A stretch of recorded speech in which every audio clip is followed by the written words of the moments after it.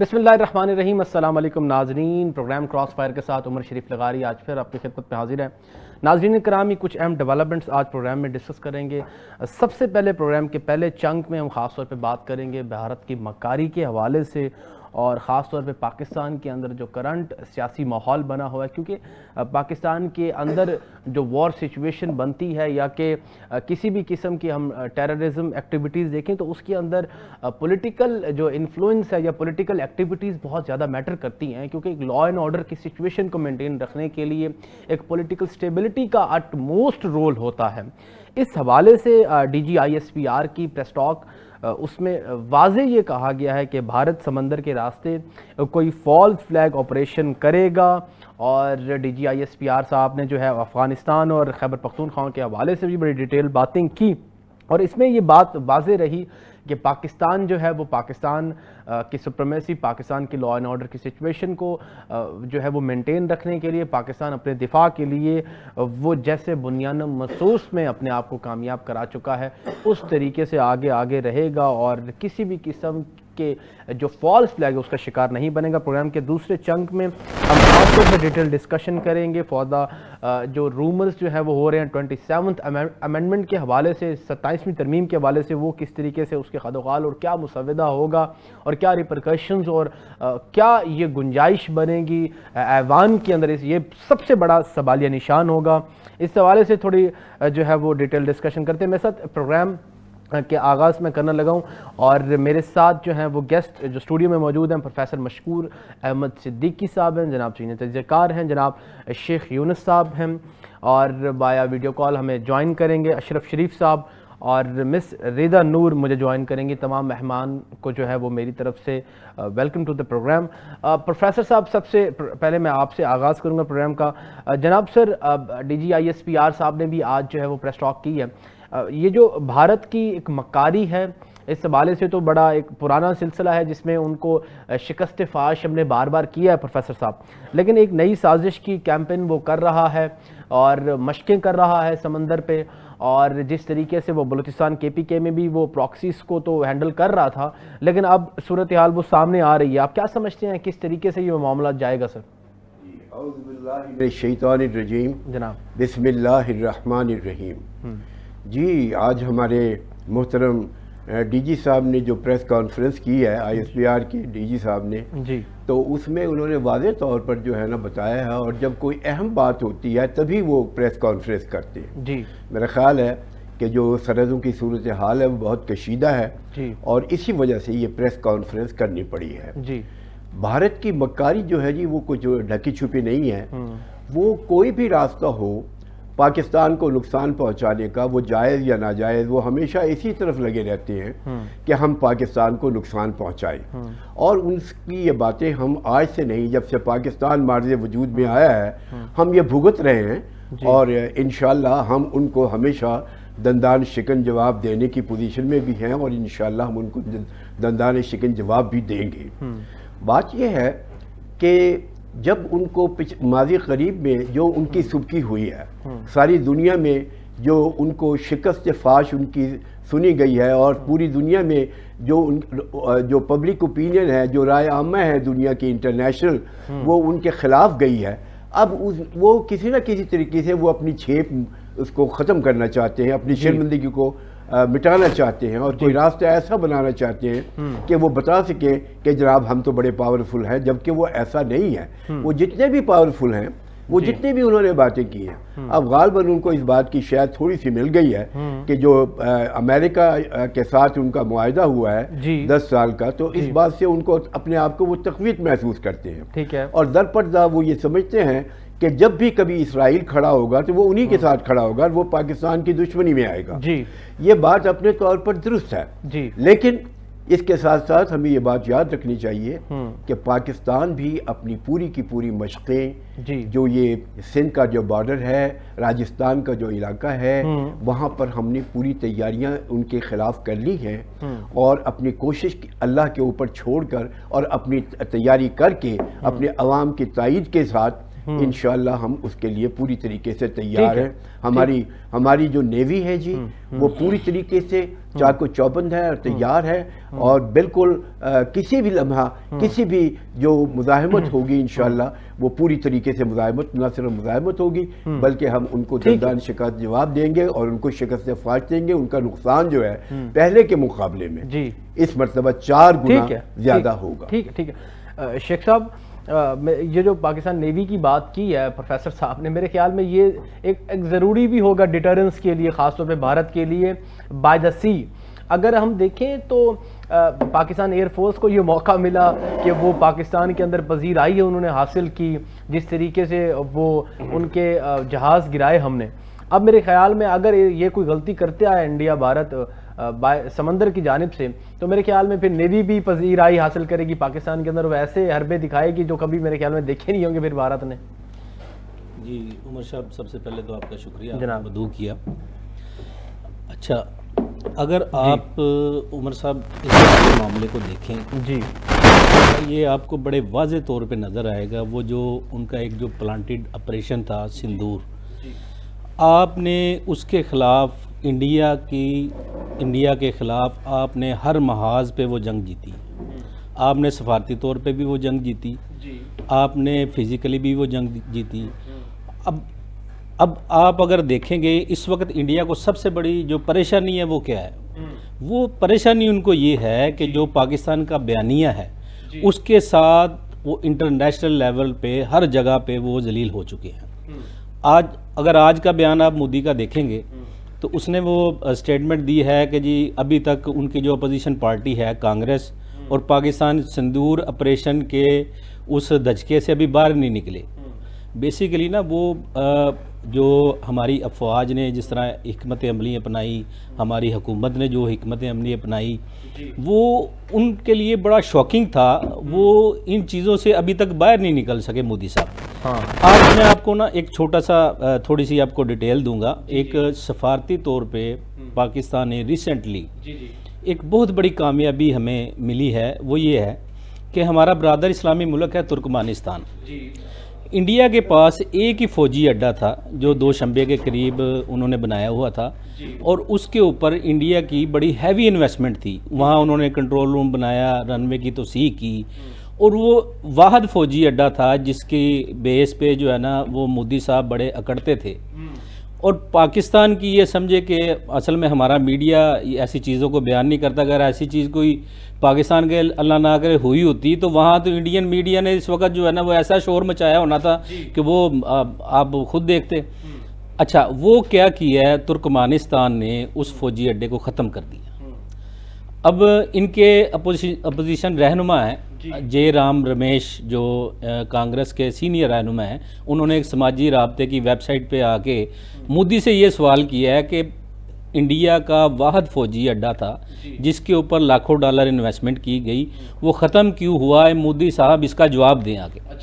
अच्छा, इन सारी चीज़ों को अगर आप देखेंगे, सारी चीज़ों को बारीक बीनी से आप देखेंगे तो पाकिस्तान जो इंडिया के ख़िलाफ़ हर महाज पर जंग जीत चुका है। अब ये जो आज DG ISPR साहब ने जो बात की है, बेसिकली इनके पास इंफॉर्मेशन होती है जो ये समुद्र के ज़रिए फॉल्स फ्लैग ऑपरेशन करने जा रहे हैं।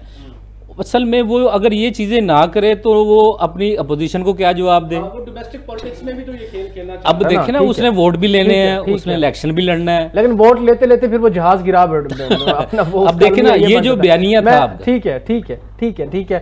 अशरफ शरीफ साहब, बड़ी गहरी नज़र इस हवाले से आप भी रखते हैं। आप क्या समझते हैं कि किस तरीके से ये मामलात आगे बढ़ेंगे? अब जिस तरीके से ये पहला जो हमला हुआ था उसमें भी ख्वाजा आसिफ साहब ने पहले बता दिया था कि हमें खदशात हैं, और अब भी जो है वो जो है DG ISPR साहब ने जिस तरीके से बताया है कि फॉल्स फ्लैग ऑपरेशन करने की कोशिश की जाएगी, भारत समंदर से कर सकता है। तो आपका इसमें क्या एनालिसिस होगा जनाब? जी अशरफ शरीफ साहब, आ रही है मेरी आवाज जनाब तक? आपकी आवाज बहुत कम आ रही है, मैं सही तरह सुन नहीं पा रहा। मैं सर ये पूछ रहा हूँ कि what is your analysis on this point sir, कि जिस तरीके से DG ISPR साहब फरमा रहे हैं कि भारत जो है वो फॉल्स फ्लैग अब कर सकता है समंदर से। जी बहुत शुक्रिया उमर जी। उन्होंने बजा फरमाया। सूरत हाल पिछले कुछ अरसे से हम देख रहे हैं कि जो तवक्को की जा रही थी कि फायरबंदी के बाद या जंग बंदी के बाद पाकिस्तान और भारत के दरमियान जो ताल्लुकात हैं वो नॉर्मलाइजेशन की तरफ जाएंगे, तो वो हमें नॉर्मल होते दिखाई नहीं देते। पाकिस्तान की तरफ से ये नहीं है। इस सूरत हाल में अभी मेरे दोस्त भी यही पॉइंट आउट कर रहे थे कि भारत में इलेक्शंस हैं और रियासती इलेक्शंस में बीजेपी को सबसे जो बड़ा एडवांटेज वो लेती रही है वो मुस्लिम दुश्मनी और पाकिस्तान दुश्मनी का एक हवाला है जी। अब जब तक वो वहां पे जंग का माहौल ना बनाए, पाकिस्तान के खिलाफ एक महाज गर्म ना रखें, उस वक्त तक वो इलेक्शंस में पोजीशन नहीं आती उनकी। ठीक है। तो इस वक्त भी जंग का माहौल जो है वो बनाए रखने में बीजेपी गवर्नमेंट जो है ये बुनियादी तौर पे इसका एक किरदार है जी। ये आगे बातों से भड़के महाज गर्म हो ना हो, लेकिन एक जंग की कैफियत जरूर वो पैदा कर दी है उन्होंने। ठीक है। और उसे वो ठंडा नहीं होने देंगे। हम देखते हैं कि वक्फे के साथ कभी वो अपनी मिलिट्री लीडरशिप के से कुछ बयान दिलवाते हैं, कभी उनके अपने जो पॉलिटिकल लीडर्स हैं वो इस बारे में बात करते रहते हैं। तो पाकिस्तान के साथ जो अभी सरक्रीक का मामला है वहां पे भी एक फौजी मशकों के हवाले से गर्म है माहौल। फिर हम ये देखते हैं कि रिसेंटली उसने अमेरिका के साथ एक दिफाई मुआहदा किया है। तो हो सकता है कि अपने लोगों को मुतमईन करने के लिए या ये बताने के लिए कि हमने वो जो शिकस्त खाई थी या मार खाई थी पाकिस्तान से, अब हम उसका किसी और तरह से बदला ले रहे हैं। तो ये बिल्कुल वजह बात है कि भारत कोई ना कोई ऐसा मिस एडवेंचर कर सकता है जो ना सिर्फ दोनों मुल्कों के दरमियान तसादम की शक्ल इख्तियार कर ले, बल्कि बैन अल-अक़वामी अमन के लिए भी खतरा बने। लेकिन यहाँ पे एक बात याद रखने की है कि प्रेसिडेंट ट्रंप ने हाल ही में कुछ ऐसे स्टेटमेंट्स दिए हैं जो बहुत ही सेंसिटिव हैं पाकिस्तान के एटॉमिक प्रोग्राम के हवाले से। और उन्होंने ये कहा है कि इन दिनों पाकिस्तान ने टेस्टिंग कुछ हथियारों की है, कुछ तजर्बात किए हैं।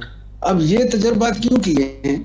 अगर किए गए हैं तो अभी रिसेंटली मेरे सामने को पाकिस्तान के नहीं आया, इस हवाले से मौक़िफ़ हो सकता है कहीं आया हो।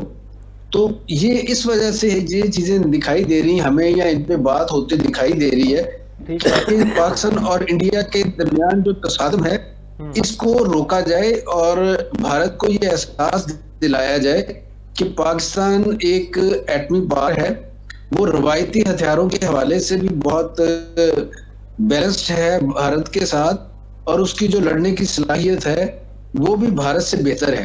तो इन सारी चीजों को देखते हुए भारत को मेरा ख्याल है इस तरफ नहीं आना चाहिए, और पाकिस्तान के हमेशा से जो एक ओपन रही है दावत और पेशकश कि भारत आगे बढ़े और पाकिस्तान भी आगे बढ़ रहा है, मुज़ाकरात करे, और जितने भी तनाज़ात हैं दोनों मुल्कों के दरमियान, वो पानी का हो, सरक्रीक का हो, कश्मीर का हो, सबसे बड़ा मसला तो यही है कश्मीर का।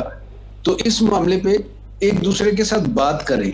अगर भारत बातचीत से इनकार करता रहा और दूसरी तरफ अपने यहाँ एक जंग का माहौल बनाता रहा, तो फिर तो ये सूरत हाल ऐसी है कि जिसे एक बड़ी जंग के साथ ही शायद कभी कोई वक्त आए तो हल किया जा सके। और बड़ी जंग की जब हम बात करेंगे तो वो रिवायती हथियारों वाली तो नहीं होगी। तो मेरा ये ख्याल है कि भारत यकीनी तौर पे अभी जो बयानबाजी की हद तक तसादम की राह पे है वो तो इलेक्शन है, लेकिन उसके साथ एक शर्मिंदगी का एहसास भी है उसके, जो उसने पाकिस्तान से शिकस्त खाई। अब वो शर्मिंदगी का एहसास जो है वो बातों से दूर नहीं होगा, उसके लिए उसे फिजिकल कोई एक्शन जो है वो लेना पड़ेगा या मैदान में आना पड़ेगा। जी ठीक है। मिस रिदा हमारे साथ हैं। मिस रिदा, मुझे सुन पा रही हैं? जी बिल्कुल मैं सुन पा रही हूँ आपको। इसमें क्योंकि आपकी तो ज्यादातर लीगल एक्सपर्टीज है, मैं इस सिनेरियो में खास तौर पे, क्योंकि जो आज की प्रेस टॉक थी उसमें डीजी ISPR साहब ने खास तौर पे KPK के जो सूबा है उसके हवाले से भी बात की है, और इस सवाल पे गवर्नर राज के हवाले से भी उन्होंने बात की कि गवर्नर राज से मुतालिक इख्तियार हुकूमत के पास है, और KPK एक मेरे ख्याल में एक वाइटल रोल प्ले करता है। अगर KPK की बात की जाए या हम आज़ाद कश्मीर की बात करें या बलूचिस्तान की बात करें, कि तमाम जो ख़ासतौर पर प्रॉक्सीज़ हैं उनको हैंडल वहाँ की सूबाई हुकूमतों का एक वाइटल रोल है, इस चीज़ को हम एडमिट करते हैं। आप क्या समझती हैं कि एक तो सबसे पहले पॉलिटिकल स्टेबिलिटी के हवाले से तमाम पार्टीज को किस तरीके से देखना चाहिए, दूसरा ये गवर्नर राज का सिनेरियो आईनी और कानूनी तरीके में किस तरीके से आता है?